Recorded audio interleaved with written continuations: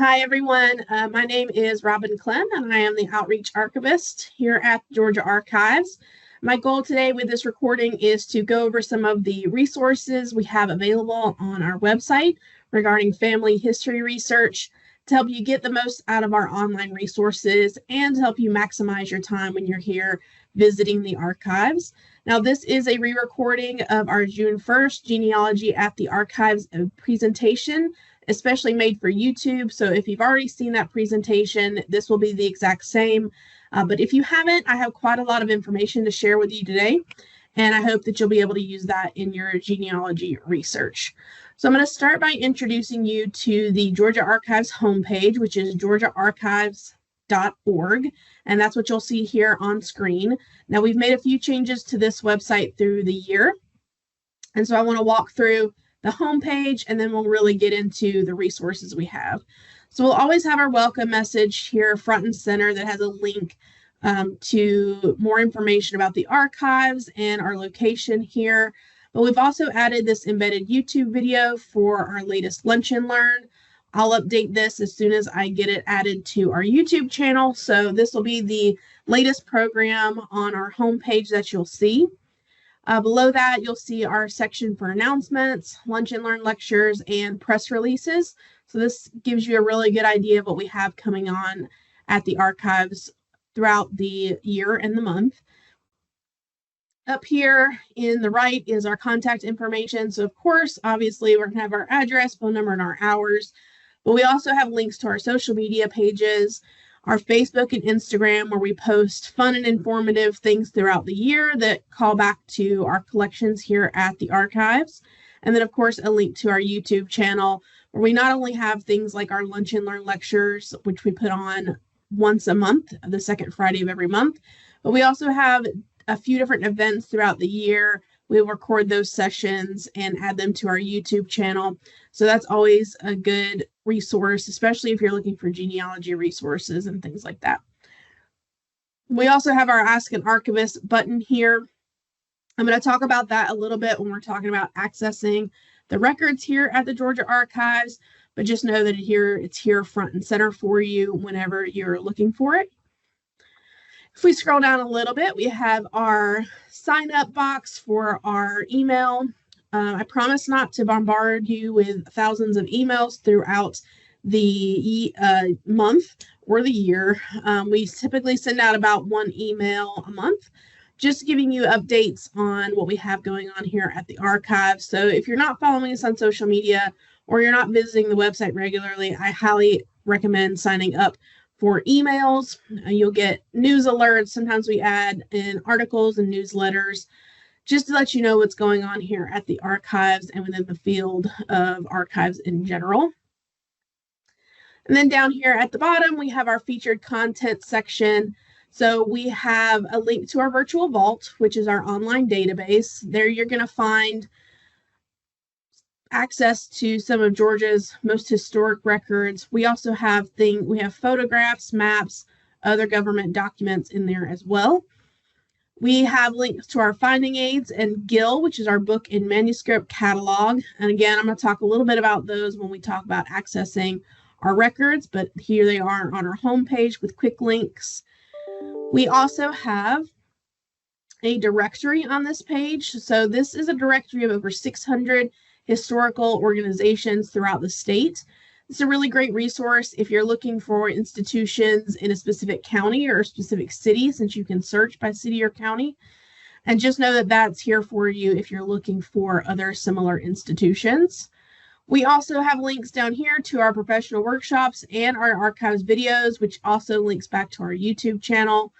Our professional workshops, we put on workshops throughout the year for cultural heritage employees and workers and state workers. So if you're interested in any of those, definitely check that out. But today I'm going to focus specifically on these two links, Vital Records and Research Guidance.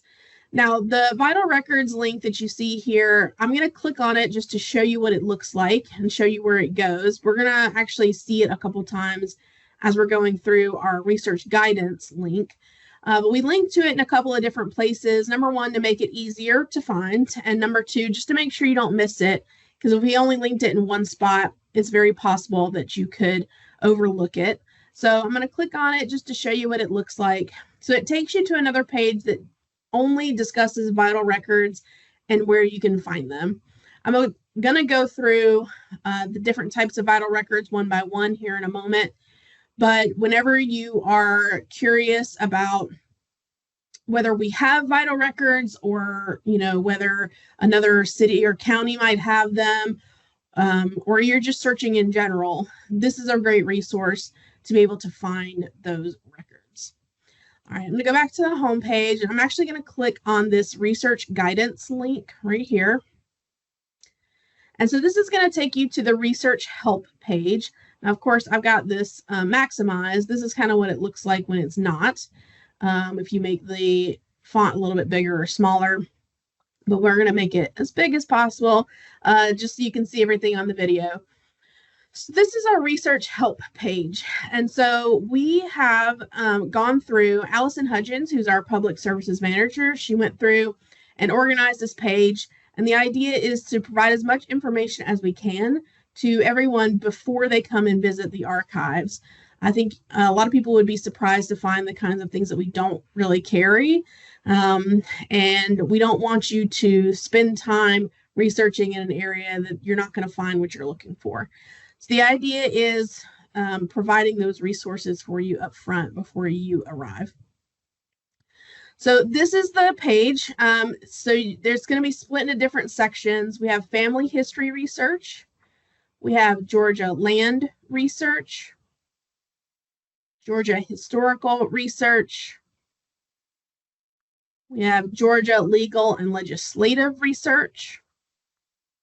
And then finally at the bottom, we have a section on accessing records here at the Georgia Archives. And so we'll break down step by step what you need to do if you want to come to the archives and look at items in person.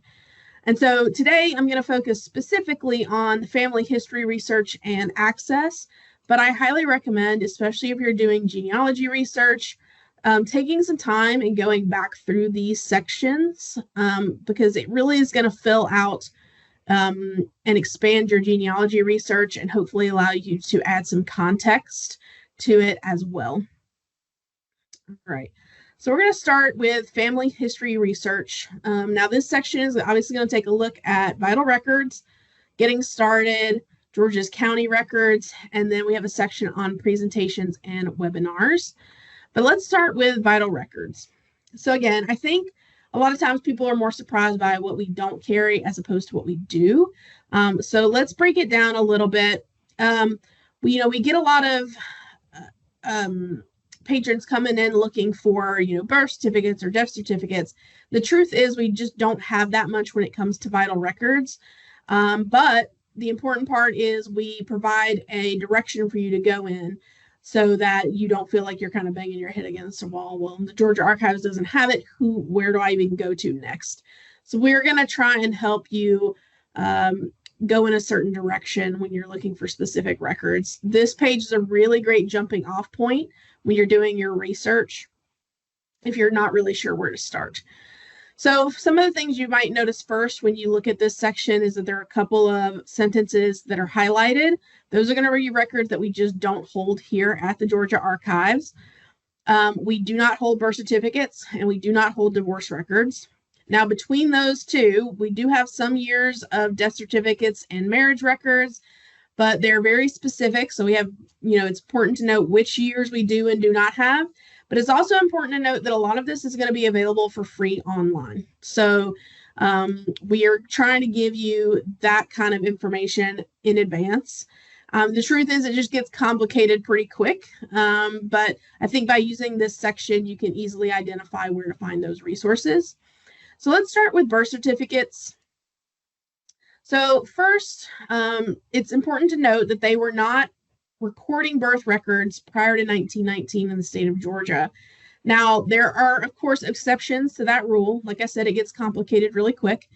However, bigger cities or bigger counties would have maybe been recording births before 1919, but as far as the state was concerned, officially, they weren't being recorded. Now, if you're looking for birth certificates from 1919 to present, they should be available from your state vital records office or local vital records offices. So now I've basically just read exactly what we have here on the screen. But again, like I said, we're trying to give you a direction to go in and help you guide you on your research. So if you scroll down a little bit in this section, still under vital records, you're going to see a research guide section and a resources section. So the researches guide also has that full guide to Georgia vital records. Let me click on it just to show you what it looks like. That is that same page. So this should look familiar. If we were to click on it for birth records, like we were just talking about, this is going to break down what we mean by there might have been some exceptions to the rule and where you might be able to find those. It'll also include information on, up at the top, this is your link to another link to the Vital Records Office and where you can find those after 1919, right? So this is that same page within the Vital Records group that's going to help you dig deeper into those records. So as we said before, we don't have, the Georgia Vital Record of the birth certificates, but this link will help you guide you where do you need to go next. We also have links down here into resources for the Vital Records offices, both the state and local offices, that will be able to help you on those post-1919 records, right? And if we scroll back up, so let's talk about death certificates. Much like birth certificates, they weren't being recorded before 1919, but there were exceptions. So again, you're going to use that full guide to vital records and go back and look at death certificates and see where those exceptions might have been. There will also be links in there helping you after 1919. However, for death certificates, as opposed to birth certificates, from 1919 to 1943, those should be available for free via FamilySearch.org. So it's a free website, Family Search, if you're not familiar with it, but you will need to create an account in order to view those images. So if you scroll down again, what we've tried to do is give you links to everything that we've mentioned above. So you're not just spinning your wheels, you know where to go next for that information here in the resources section. So these actually link out to FamilySearch.org, and you'll be able to see those websites. You'll be able to see those records on Family Search. All right. So death certificates from 1943 to present, those should be available via your state vital records office or local vital records offices. They're not going to be available online. One caveat to that, I will say, if you go to the state vital records office or local vital records offices and just say, I need this, they may require some more information from you. You may have to prove connection to the person or something like that. So just don't expect to be able to just roll in and they'll be able to give you those records. They have their own requirements that they may need to fulfill. So let's talk about marriage records. Now, marriage records, we actually do have some marriage records. Prior to 1900, they're also going to be available on FamilySearch.org, or we have them in our virtual vault, or again, our online database under marriage records from our microfilm collection. And so we've linked again to that down here in the resources section, marriage records from microfilm collection, so that you can see that right there. And then for marriages 1900 to present, they're generally going to be available from the county probate court where the marriage was recorded. So if you don't know what county the marriage was recorded in, there is also a statewide index. Now, the index is only good for specific years. So it's only good for 64 to 99 on microfiche. But this is also scanned in and linked down here at the bottom. This goes to the Digital Library of Georgia's website, where they have those posted for us. Statewide marriage index 1964 to 1998. All right. And then divorce records. We don't hold divorce records. Now, in general, they're going to be available from the county or superior court where the divorce was filed. Now, sometimes if you're looking for divorce records before 1833, you can find them in the books for the Georgia state laws, because it also had to be approved by the state legislature. So if you're looking prior to 1833 and that you think there may have been a divorce, you may actually be able to find it there. What we do have access to, though, is, again, like marriage records, we have a statewide divorce index. Again, it's only for specific years, so only 64 to 99. And again, that is also scanned in and available online on the Digital Library of Georgia's website. So you can see that there. Let's see. So that takes care of the majority of vital records, but I really do think that by using these resources and guides here, you can really start to build your family history research for vital records in Georgia. So we also have a section below vital records on getting started in Georgia family history research. I know when I started here at the archives about a year ago, I wanted to start my own family history research, and it gets really overwhelming really quick.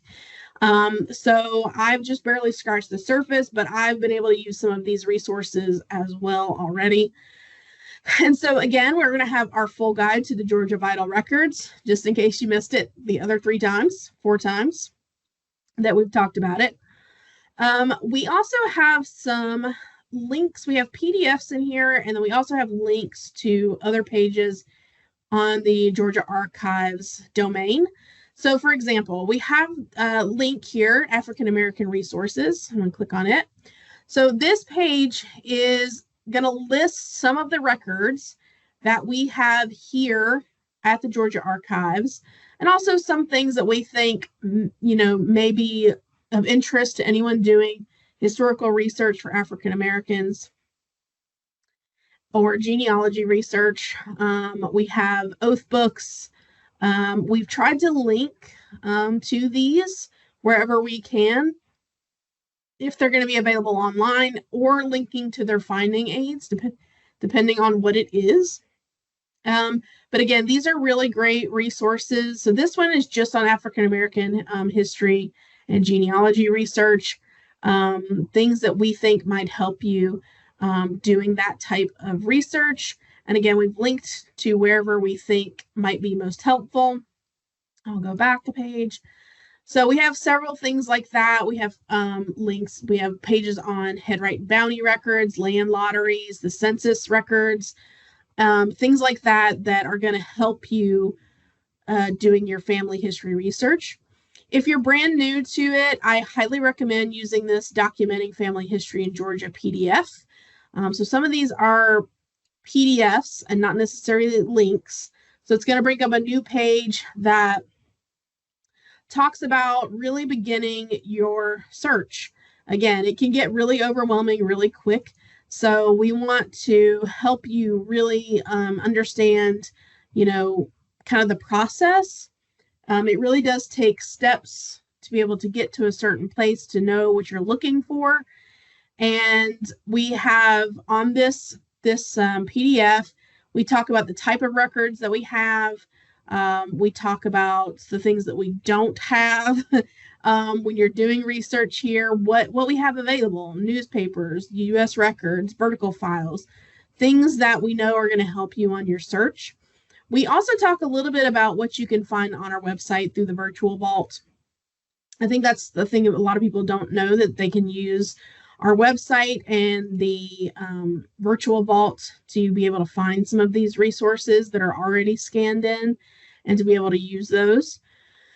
I think one of the most important things that this all kind of touches on, doing genealogy on the internet, is doing as much research as you can from home before you come to visit.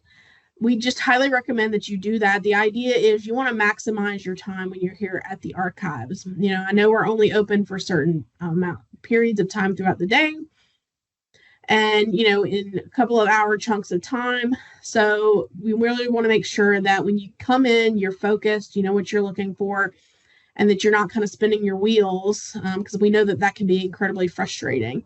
So you're trying to just maximize your time here at the archives. Look through our virtual vault, look through our finding aids and our book and manuscript catalog.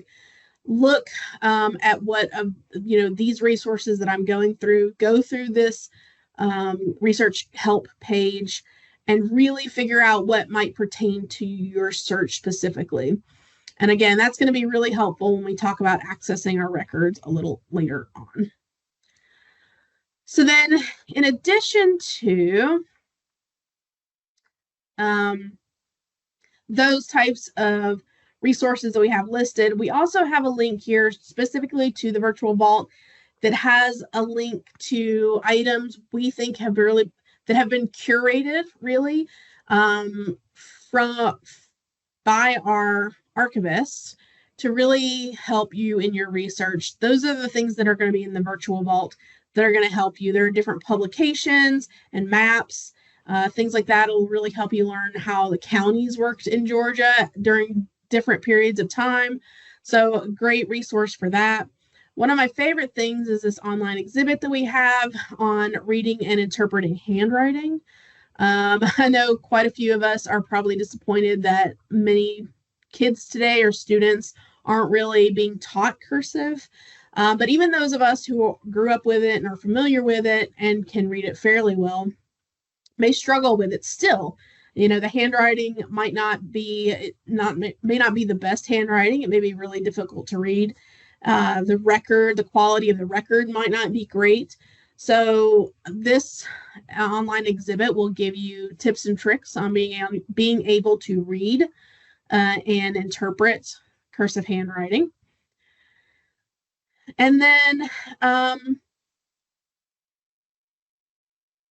we also have links here to Georgia's historic newspapers.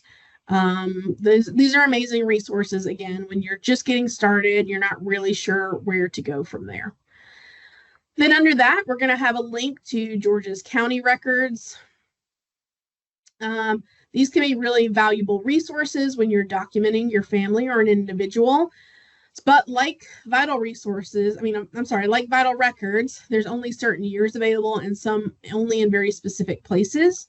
So for example, many of the county records recorded before 1900 are available online for free through Family Search, or they're going to be available on our microfilm collection. For records after 1900, you're probably going to need to contact a probate or superior court for that county. We do have a couple of links in this section, though, that are going to help you do that. This WPA handbook from 1940 you can kind of use it as a guide. It's going to list descriptions of various types of county records, and it's going to give you an idea of how those courts function and what you can expect from those records. We also have a link here to familysearch.org that's going to include instructions on using it to search for county records. And then we have a link here to the viewable records that are on our virtual vault as well. Now, the thing is, when it comes to microfilm, only a small portion of our microfilm collection has actually been scanned in and added to our virtual vault. So that's an ongoing project that our reformatting team continues to work on, since we have quite a large number of microfilm records. But if you look through the virtual vault and you don't see what you're looking for, you can always use this link to our microfilm index. So this index is actually a scanned-in version of our card catalog of our microfilm. So you can see what records we have here available on site to see if maybe you want to make a trip to look at some specific microfilm that isn't online. So I'm going to walk you through kind of how to do that because it is a little tricky. So we're going to click on County Records on Microfilm Index. So this is our virtual vault. I'll make this a little bit bigger. And it tells you a little bit about the collection itself. And then it's going to tell you about arrangement. Here you would just choose the county that you're looking for. We're going to stick with Appling. I'm not going to choose one in particular. We're just going to hit browse. So that's going to pull up every county since we didn't choose a particular one and we just left it as Appling. But we see Applings up here at the top anyway, since this is going to be alphabetical by county name. And so I'm going to click on the Appling index here. Now, when I just look at this, I think there's only 2 records for Appling because this is going to say page 1 of 2, and it's going to include the title index card. However, there are many more records for Appling, and almost every county that we have is going to be this way. But to access it, you do have to do a couple extra steps. So we're going to click on Appling County Cards PDF. So this is officially the first card within that index. And so you want to be on this card, not the title card. You want to be on this card, the second card. And you're going to click here on the blue box with expanding arrows. It'll turn gray when you hover over it and say expand. And then once you click on it, now it's going to pull up the full index of Appling County's cards to show you everything that we have in our microfilm library. Now, how to read these cards. So the top center of the card is going to be the county and then the court that the record is for. The left 2 columns are going to be the drawer number and the box number. So when you're here at the archives, that's what you want. You want to know which drawer it's in and which box it's in. And then here in the middle is going to be a description of what is actually on that microfilm. These right 2 columns are just for the archives, so you can ignore that. But this way you can tell before you visit if we have something that you might be looking for and where you're going to find it here on site when you do. All right, so let me go back here.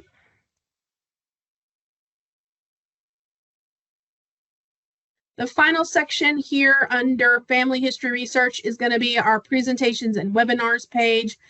This link up here at the top is going to take you to the Georgia Archives YouTube channel and is going to be a playlist specifically geared towards genealogy research. There's going to be a lot of videos on there that including recent presentations, but we also have some older presentations from archive staff that talk specifically about things like the virtual vault or GIL, our book and manuscript catalog, and how to actually use those more in depth. So you can look at those there. We also have handouts and slides, anything that we were given for a presentation. So we recently just had an event we called Genealogy at the Archives. It was held on June 1st. And Bob Davis, a very well-known Georgia historian and genealogist, came to the archives and gave a couple of presentations. Those videos are now available on the Georgia Archives YouTube channel, and any handouts he gave us are going to be linked here. They're also linked in the video on YouTube. But if you're here and you want to look at everything that we've gotten so far, throughout the years, honestly, and even some of these are older than our YouTube channel. So you may be able to find some things like these resources down here that are going to be really good to help you in your research that aren't even on video anymore or weren't in the first place. So now that we've gone through those resources in this family research section, let's talk about accessing our records here at the archives. So, I mentioned that a lot of these records are going to be available for free online, either through the virtual vault or maybe like Family Search or the Digital Library of Georgia. But let's say you come across original paper records that you want to view, you see reference to in our finding aids, and you aren't able to find them online. What do you do? So the first thing to know when you come to visit the archives is you are going to need a researcher's card. The cards are free and they're good for 5 years, so there's really no reason not to get a card. But when you come to visit the archives, it's just important to know you do need to bring a government photo ID to get registered as a researcher. And then once you're registered, again, they're good for 5 years, so you should be able to access those records without issue. You'll just check in at the welcome desk when you come to the on-site.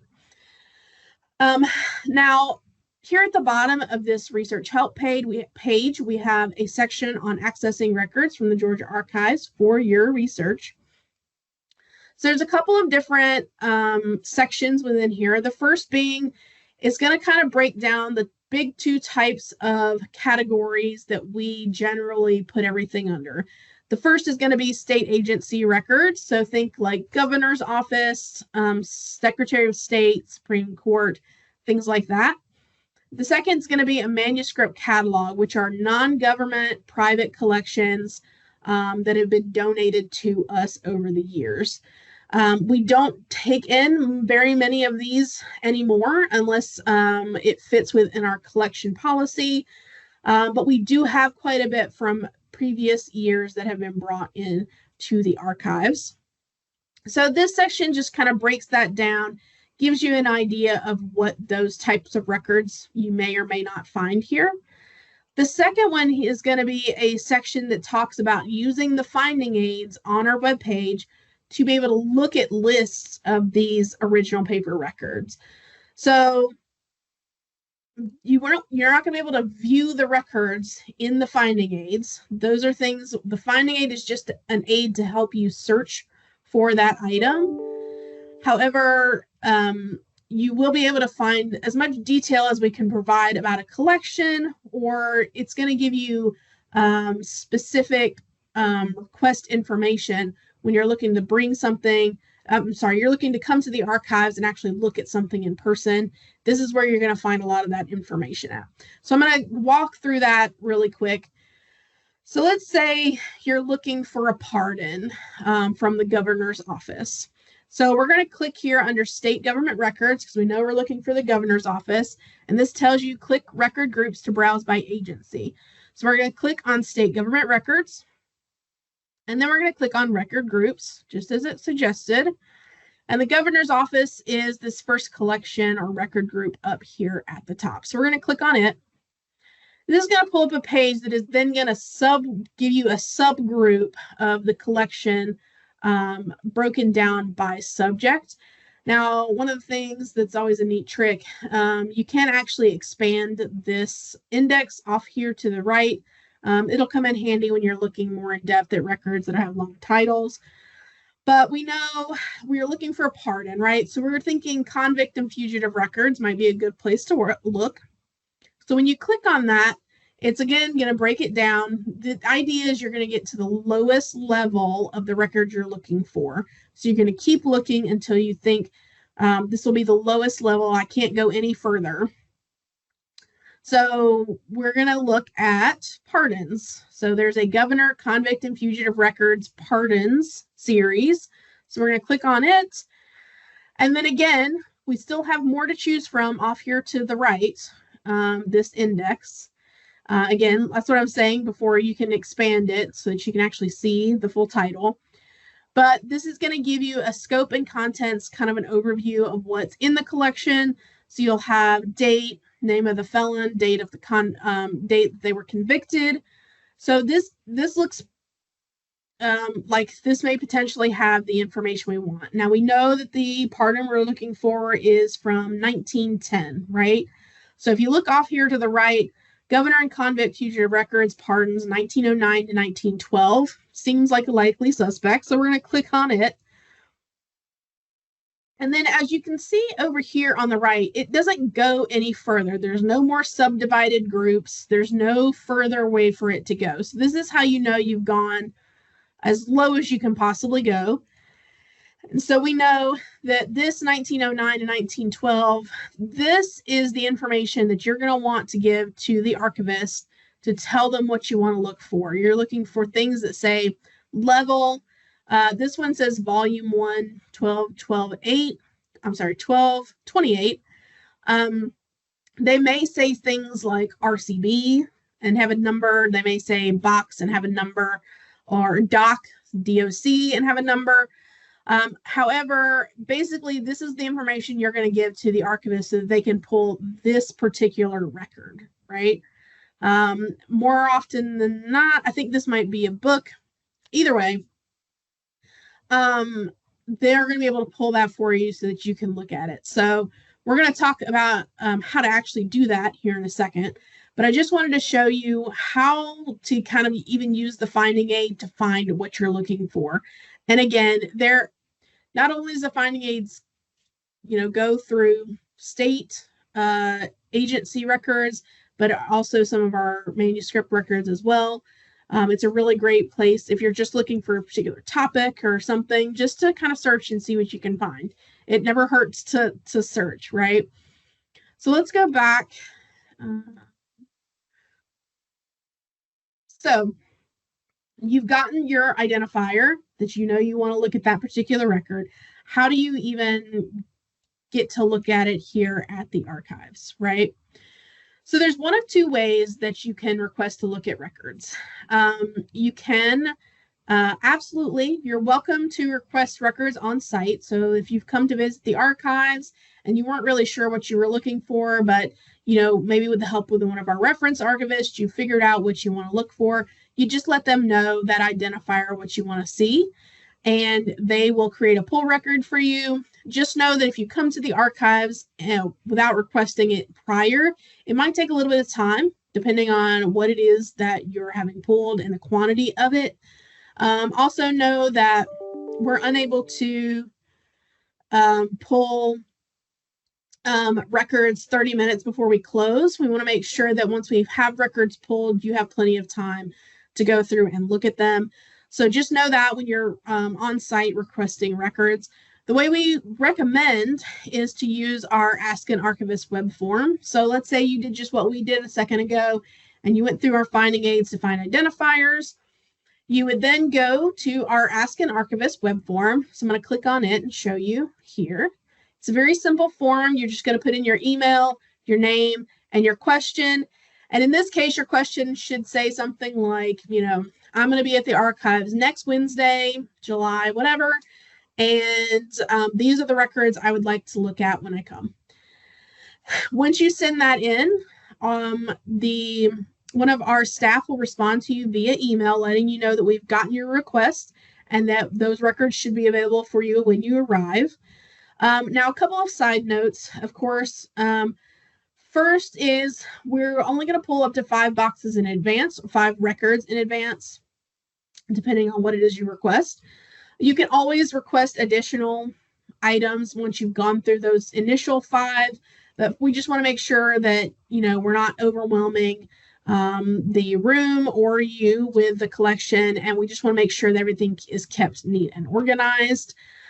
Second thing to know is that some of these specific records are not going to be available because of privacy laws or restrictions. However, if they're available or if we need additional information from you to make them available, just know that we will contact you via email to do that. And then finally, if a record is available to view on microfilm, we will most likely just guide you to the microfilm. One of our main priorities here at the archives is just to protect the original records, and the more that they are handled, the more that they're going to wear down. So we have the microfilm for that specific reason, and so that's what we're going to do if it's available on microfilm. Now, it's important to know we do make copies. We can make copies of our original records for you, but just know there is a fee involved. And depending on the request, it can take some time to get sent to you. We do not offer distance copy service. So it's important to note that if you need a copy, if you need to request a copy, you'll need to do that here on site here at the archives. Now, if you're unable to visit us here at the archives, there is a little information at the bottom of the section under copy requests about hiring a researcher to perform those tasks for you.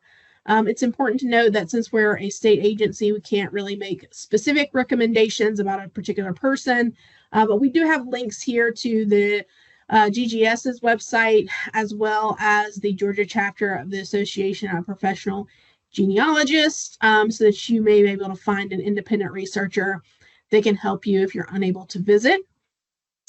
A couple other things about visiting pertaining to family history research.